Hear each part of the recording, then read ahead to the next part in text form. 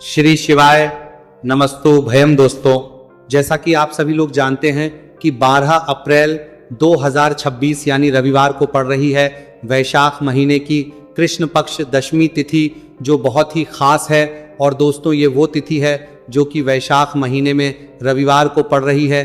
दोस्तों, इसी दिन किया जाने वाला पंडित जी द्वारा बताया गया एक लाल फूल और एक सफेद फूल वाले उपाय आप लोगों को जरूर करना चाहिए, क्योंकि दोस्तों ये एक ऐसा उपाय है जो कि हर दिन नहीं किया जाता। वैशाख महीने में जो रविवार की दशमी तिथि आती है उसी दिन किया जाता है।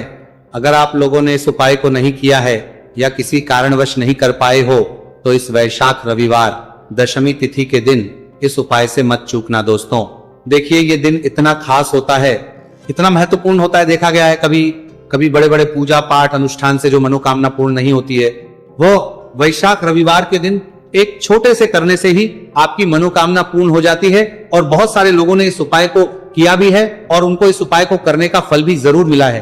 अगर आप लोग भी इस उपाय को इस रविवार के दिन करना चाहते हैं तो आप इस उपाय को पहले अच्छे से समझ लेना, सुन लेना, उसके बाद करना। आपको इस उपाय का फल जरूर मिलेगा, आपकी सभी मनोकामनाएं पूरी हो जाएंगी। दोस्तों, हम आपको यहाँ पर बता दें कि ये जो एक लाल फूल और एक सफेद फूल वाले उपाय है, ये उपाय पंडित जी ने अपनी अभी की सीहोर की कथा में ही बताया है।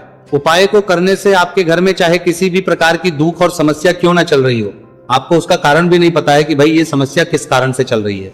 उसका कुछ भी कारण हो सकता है, जैसे पितृदोष हो सकता है, कालसर्प दोष हो सकता है, या किसी भी तरह का मंगल दोष भी हो सकता है, और भी बहुत तरह के दोष होते हैं, कुछ भी हो सकता है। पर आपको इस उपाय को करने के लिए अपने दोष को पता लगाने की भी जरूरत है। आपके घर में किस कारण से इतनी दुख और परेशानी आ रही है वो भी आपको पता लगाने की जरूरत नहीं है। बस रविवार को दशमी तिथि के दिन इस उपाय को कर लेना है, क्योंकि इसी एकमात्र उपाय को करने से आपके पूरे घर परिवार में सुख और शांति हो जाएगी। आपके घर में अच्छे अच्छे काम होने लगेंगे। आपकी जो भी मनोकामना होगी वो भी धीरे धीरे करके पूर्ण होना शुरू हो जाएगी। अब हम समझते हैं इस एक लाल फूल और एक सफेद फूल वाले उपाय को आपको करना कैसे है, किसको करना है, किस करना है और कैसे करना है। देखो, उपाय बिल्कुल आसान है, बस समझने वाली बात है, ध्यान से समझिए।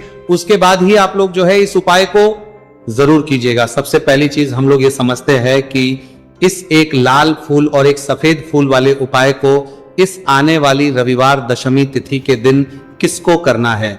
तो देखिए, इस उपाय को घर के सभी सदस्यों को करने की बिल्कुल भी जरूरत नहीं है। घर में से कोई एक मुख्य बड़ा सदस्य इस उपाय को करेगा तो उस घर परिवार के सभी सदस्यों को इस उपाय को करने का फल मिल जाएगा। पर वो बड़ा सदस्य कौन होगा, कौन व्यक्ति इस उपाय को करेगा, तो यहां पर देखिए हम आपको बता दें, घर की जो बड़ी माताएं बहनें होंगी, घर की बड़ी माताओं बहनों में से कोई भी एक माता बहन इस वाले उपाय को कर सकती है। अपने पूरे घर परिवार के लिए घर में सभी सदस्यों को इस उपाय को करने की जरूरत नहीं है। मात्र घर की जो माताएं बहनें हैं उनमें से कोई भी एक माता बहन इस वाले उपाय को करेगी तो उसके घर परिवार के पूरे सदस्यों को इस उपाय का फल मिलेगा। अगर किसी कारणवश माताएं बहनें घर में उपस्थित ना हो या वो इस उपाय को ना कर रही हो, कुछ दिक्कत हो, तो भाई उस जगह पर फिर घर का कोई बड़ा व्यक्ति भी इस उपाय को कर सकता है। माताओं बहनों के कहने का मतलब ये था कि माताएं बहनें घर की लक्ष्मी होती है। जब घर की लक्ष्मी कोई उपाय करती है तो निश्चित ही भगवान शिव जी जल्दी प्रसन्न होते हैं और उपाय का फल में बहुत जल्दी और बहुत बड़ा करके भी यहाँ पर देते हैं। तो आप लोग ये बात समझ गए होंगे। अब हम ये बात समझते हैं कि इस वाले उपाय को हमें करना किस समय है। एक लाल फूल और एक सफेद फूल वाले उपाय को हमें दशमी तिथि के दिन करना किस समय है। तो देखिए, इस उपाय को करने का जो समय है, सुबह का समय भी है और शाम का समय भी है। अब देखिए, यहां पर हम मुख्य रूप से सुबह का समय नहीं बोलेंगे, क्योंकि देखिए ये जो दशमी तिथि है, और आप सभी लोग जानते हैं रविवार दशमी तिथि के दिन का प्रदोष काल का मतलब शाम का जो समय होता है ना, इस दिन भगवान शिव जी का सबसे प्रिय दिन होता है। तो आप लोग इसे एक लाल फूल एक सफेद फूल वाले उपाय को सुबह के समय भी कर सकते हो और शाम के समय प्रदोष काल में भी कर सकते हो।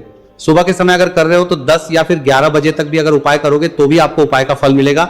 वही अगर शाम के समय कर रहे हो तो इस दिन जरूर शाम के समय का ध्यान रखना कि शाम के 6 बजे से लेकर 7 बजे के बीच में अगर आप इस उपाय को कर सकते हो तो बिल्कुल कर लेना।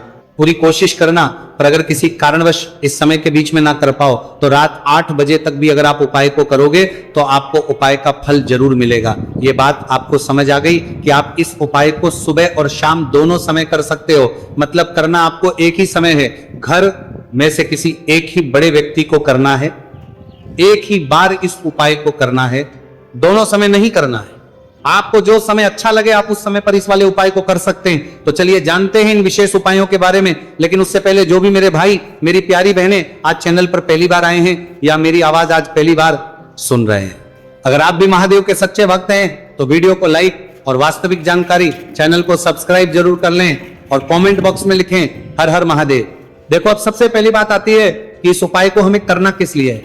जैसा कि हमने अभी आपसे बोला कि इस उपाय को करने के बाद आपके जीवन में बहुत सारी खुशियां आएंगी, आपकी मनोकामनाएं पूर्ण होंगी, आपकी धन की समस्या दूर होगी, आपकी पैसों की समस्या दूर होगी। अब देखिए, अगर आप लोग सोच रहे हो कि भाई हमें अपना घर बनाना है पर घर बनाने के लिए पैसा नहीं है, हमें गाड़ी लेना है पर गाड़ी लेने के लिए पैसा नहीं है, हमें जमीन लेना है पर जमीन के लिए पैसों की कमी पड़ रही है, अगर ऐसी ही दिक्कत परेशानी या किसी भी तरह की धन से जुड़ी हुई समस्या या पैसों से जुड़ी हुई समस्या अगर आपके जीवन में चलते हैं रही है तो ये उपाय निश्चित ही आपके जीवन में बहुत सारे फला कर दे सकता है। इसीलिए अगर आपके घर में बहुत ज्यादा दिक्कत समस्या परेशानी चल रही है, धन से जुड़ी हुई पैसों से जुड़ी हुई, धन की बहुत ज्यादा कमी आ रही है, पैसों की आवक नहीं हो रही है, तो भाई आप लोगों को इस वाले उपाय को जरूर करना चाहिए।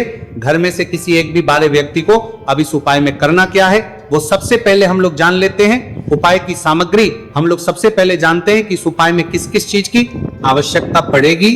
तो देखिए, उपाय का नाम तो एक लाल फूल और एक सफेद फूल वाला उपाय है, पर इस उपाय में कुल मिलाकर 4 सामग्री हमें लगने वाली, जो कि पंडित जी ने खुद सीहोर वाली कथा में बताया है, और जो हम आपको उपाय बताते हैं वो पंडित जी द्वारा बताए गए होते हैं, अलग से हम कुछ भी नहीं बताते। तो यहाँ पे हम लोग समझते हैं कि इस उपाय की सामग्री क्या है। तो देखो, उपाय की जो सामग्री है वो 4 सामग्री है, जिसमें से सबसे पहली सामग्री है एक बेलपत्र। देखो, बेलपत्र क्या होती है? बेलपत्र जो शिव की शिवलिंग पर चढ़ती है। दूसरी चीज है एक शमी पत्र, शमीप्र शिवलिंग पर ही चढ़ता है। तीसरी चीज है दोस्तों एक लाल फूल, उपाय का नाम है, तो एक यहाँ पर आपको लाल फूल लेना है। अब ये लाल फूल कौन सा लेना है?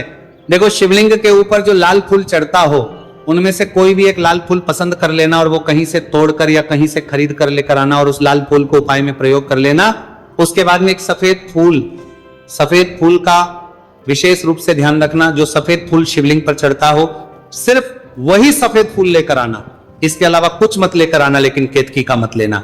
तो एक एक मात्रा में ही आपको ये चारों सामग्री चाहिए, एक बेलपत्र, एक शमी पत्र, एक लाल फूल और एक सफेद फूल। ये चारों सामग्री आप लोग तैयार करके रख लें। प्रदोष काल में या सुबह के समय जब भी आप इस उपाय को कर रहे हैं, जैसे ही आपके उपाय की सामग्री तैयार हो जाती है तो क्या हम सीधा उपाय को करने के लिए इन चारों सामग्री को उपाय करने के लिए जा सकते हैं? नहीं, तो यहां पर आपको इस बात का ध्यान रखना है कि हम भगवान शिव जी को प्रसन्न करने के लिए तो जा रहे हैं, हम अपनी मनोकामना को पूर्ण करवाने के लिए तो जा रहे हैं, पर हमें यह दर्शाना बिल्कुल भी नहीं है कि हम सिर्फ अपने फायदे के लिए भगवान शिव जी के मंदिर में आए हैं। इसलिए हम इस उपाय को करने के साथ साथ में भगवान शिव जी की पूजन अर्चना के लिए कुछ सामग्री भी जरूर लेकर जाएंगे। जैसे कि सुबह समय अगर आप उपाय को कर रहे हो इस एक लाल फूल और एक सफेद फूल वाले उपाय को, तो भाई सुबह के समय आपको एक लोटा जल लेकर जाना है। जो लोग प्रतिदिन शिव जी के मंदिर जाते हैं, पूजन अर्चना करते हैं, जल चढ़ाते हैं, फूल बेल पत्र सब कुछ चढ़ाते हैं, भाई वो अपनी पूजन अर्चना वैसी की वैसी ही करना। बाकी जो सिर्फ उपाय को करने के लिए जा रहा है, जो कुछ भी लेकर नहीं जा रहा है, उसे कम से कम एक लोटा जल अपने घर से भरकर लेकर जाना अगर आप उपाय को कर रहे हो, है ना? क्योंकि इस वाले उपाय को आप भगवान शिव जी की पूजन अर्चना करने के बाद ही करना। वहीं अगर बात करें शाम के समय की, अगर कोई व्यक्ति शाम के समय प्रदोष काल में वाले उपाय को कर रहा है, तो भाई आपको मात्र एक घी का दीपक तैयार करना है। ये बात हम हमेशा बोलते हैं, शाम के समय प्रदोष काल में कोई कर रहे हो ना, तो दीपक का विशेष महत्व होता है।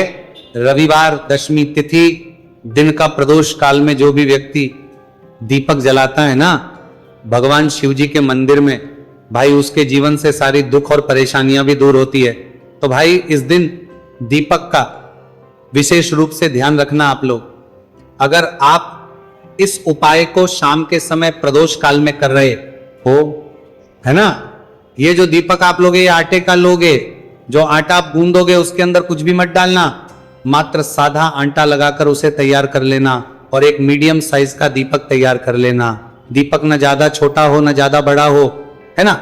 उसके बाद में दीपक आपका तैयार हो जाए तो इसके अंदर जो बत्ती रखोगे वो गोल बत्ती रखोगे।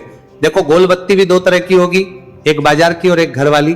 तो कोशिश करना अपने घर में जो रुई रखी हुई है उस रुई से आप लोग एक गोल बत्ती अपनी हाथों से बनाओ, उपाय का फल अच्छा मिलता है। भगवान शिव जी जल्दी प्रसन्न होते हैं जब हम किसी भी उपाय को अपने हाथों से परिश्रम करके तैयार करते हैं। तो आपको उस दीपक के अंदर एक गोल बत्ती रख देनी है। इसके अंदर जो चीज आप लोग डालोगे वो डालोगे शुद्ध देसी गाय का घी। इस बात का विशेष रूप से ध्यान रखना, शुद्ध देसी गाय का घी ही डालना है, तेल वगैरह नहीं। आज के दिन तो मत डालना, रविवार दशमी तिथि के दिन, क्योंकि भगवान शिव जी का सबसे प्रिय दिन और प्रिय समय पर हम लोग इस वाले उपाय को कर रहे हैं। तो थोड़ा सा शुद्ध गाय का घी इतना डालना कि वो दीपक कुछ समय तक चल सके। ना बाजार वाला मिलावटी घी डालना, ना भैंस का घी डालना, शुद्ध देसी गाय का घी। आपको ढूंढने में थोड़ी मतलब मेहनत लगेगी और महंगा भी मिलेगा, पर गाय के घी से भगवान शिव जी प्रसन्न होते हैं और उसी शुद्ध देसी गाय के घी से घर में बरकत भी बनी रहती है और हमारे घर में सुख शांति भी बनी रहती है। इसलिए इस शुद्ध देसी गाय का घी अपने घर में हमेशा रखा करो।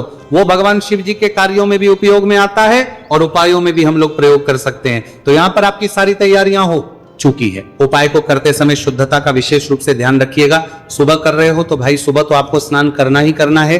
बाकी शाम को कर रहे हो तो शाम को मात्र हाथ मुंह धोकर भी आप लोग इस वाले उपाय को कर सकते हो, कोई दिक्कत वाली बात नहीं है भाई। उपाय की पूरी सामग्री तैयार कर और पूजन सामग्री लेकर आपको भगवान शिव जी के मंदिर पहुंचना है, जो आपके घर के पास में हो, जहां पर शिवलिंग विराजित हो, शिवालय हो, वहां पर आप लोगों को पहुंचना है। और जैसे ही आप भगवान शिव जी के मंदिर में पहुंचते हो, वहां जाकर ही उपाय शुरू नहीं करना है। पहले आपको भगवान शिव जी की पूजन अर्चना करना है। पूजन अर्चना कैसे करोगे? सुबह के समय गए हो तो एक लोटा जल वगैरह जो भी पूजन सामग्री लेकर गए हो, उससे पहले पूजन सामग्री आप लोग मतलब पूजन भगवान शिव जी की कर लो। जो व्यक्ति सिर्फ एक लोटा जल लेकर गए हैं, वो शिव जी के शिवलिंग पर मात्र एक लोटा जल एक धारा से धीरे धीरे करके चढ़ा लो। अपनी पूजन अर्चना आप लोग जो है पूरी कर लो पहले। उसी के बाद अगर आप शाम के समय कर रहे हो तो पहले जाकर बैठना है भगवान शिव जी के शिवलिंग के पास में। आप जो दीपक तैयार करके लेकर आए हो उस दीपक को पहले जलाना है। ये जो दीपक आप लोग जलाओगे ना, ये किसी और की माचिस से मत जला, अपनी ही माचिस अपने ही घर से लेकर आना और इस दीपक को अपने ही माचिस से जलाना।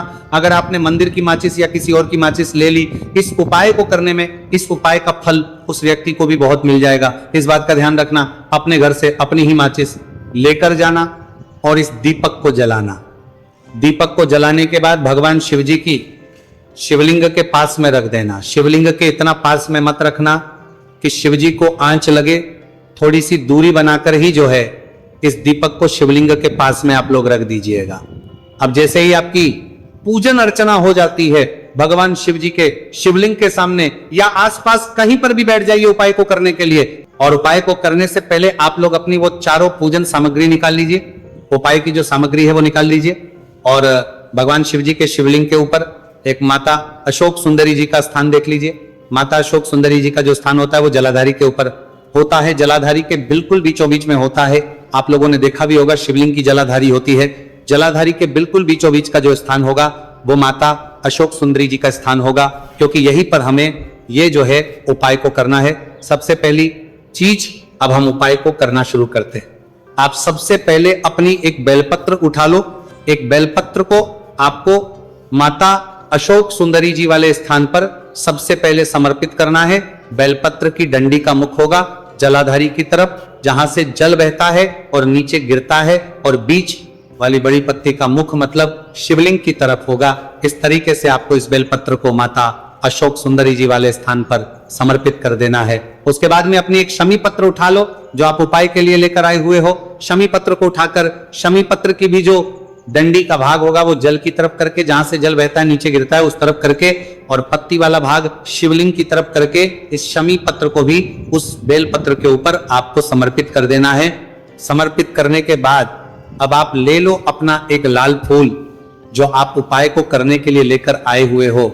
इस लाल फूल का जो खिला हुआ भाग होगा, चाहे वो गुलाब का फूल हो, चाहे कोई सा फूल जो शिवलिंग पर चढ़ता हो, भाई उस फूल का जो खिला हुआ भाग होगा वो शिवलिंग की तरफ होगा, बाकी जो पीछे का भाग होगा फूल का वो जलाधारी की तरफ, जहां से जल बहता है नीचे गिरता है उस तरफ होगा।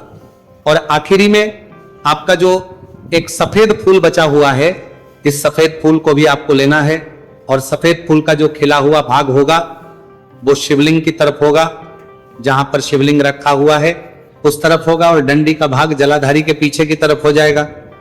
मतलब जो जहां से जल बहता है और नीचे गिरता है, जब आप एक बेलपत्र, एक शमी पत्र और एक लाल फूल, एक सफेद फूल चढ़ा रहे हो, तो उस समय आप लोगों को कांता भगवान या कांता चक्र का नाम लेते हुए ही जो है इस उपाय को करना है, और भगवान शिव जी और नारायण जी का स्मरण करते हुए ही इस उपाय को आपको करना है। तो जब भी आप एक बेलपत्र, एक शमी पत्र, एक लाल फूल और एक कमी हो रही है, जो भी दुख और समस्या परेशानी चल रही हो आपको अपनी, वह दुख और जो है भगवान शिव जी से उपाय को पूरा करने के बाद वहीं पर पास में बैठकर बोल देना है, हाथ जोड़ के आंखें बंद करके अपनी परेशानी और श्री शिवाय नमस्तु भयम का जाप करना है। दोस्तों, आज हमने इस वीडियो में कुछ उपाय बताए हैं जो आपको करने हैं। अगर आपको वीडियो अच्छी लगी हो तो वीडियो को 1 लाइक और चैनल को सब्सक्राइब जरूर करें।